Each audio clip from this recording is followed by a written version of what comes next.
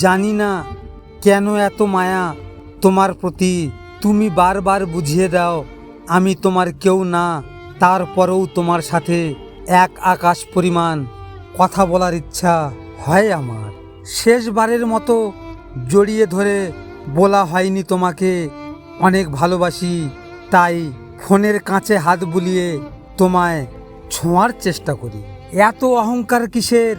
মনে রাখবেন, জীবনের প্রথম কাপড়টা অন্যর হাতে পরতে হয় এবং শেষ কাপড়টাও পরতে হয় অন্যর হাতে। তাহলে এই পৃথিবীতে মানুষ কিসের এত অহংকার করে? মানুষ শুধু ব্যথায় না, কথায়ও মরে। কথার যে কত ব্যথা তা শুধু আঘাতপ্রাপ্ত মানুষই জানে। ঠকিয়ে হাসছে যারা, তাদের হাসতে দাও।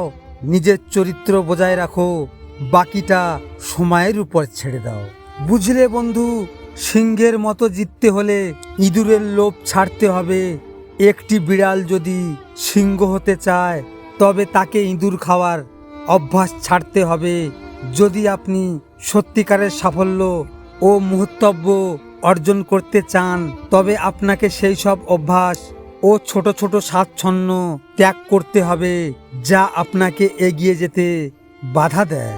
তুমি না একদিন আমায় কথা দিয়েছিলে আমাকে কোনোদিন ভুলে যাবে না।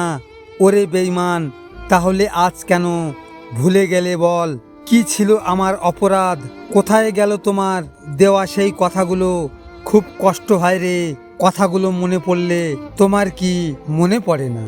সরি, ভুলে যাওয়ার জন্য। আঘাতটা সেখানেই করেছো যেখানে তোমায় অনেকটা যত্ন করে রেখেছিলাম। চিন্তা করো না, আমি আর তোমার জীবনে ফিরব না। তোমার দেওয়া শেষ আঘাতগুলো যত্ন করে তুলে রাখবো। যেখানে অধিকার নেই সেখানে কোনো কিছু আবদার করতে নেই। আবদার তো সেখানেই করা যায় যেখানে তোমার অধিকার থাকে।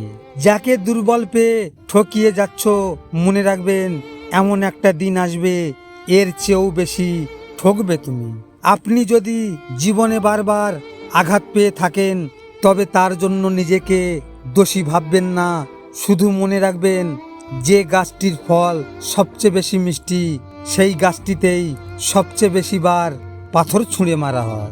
যেদিন থেকে বুঝলাম টাকাই সব, ওই দিন থেকে আয়নায় নিজেকে দেখি না। কারণ পরিশ্রম হয়তো আমার চেহারাকে নষ্ট করবে কিন্তু ভবিষ্যৎ না।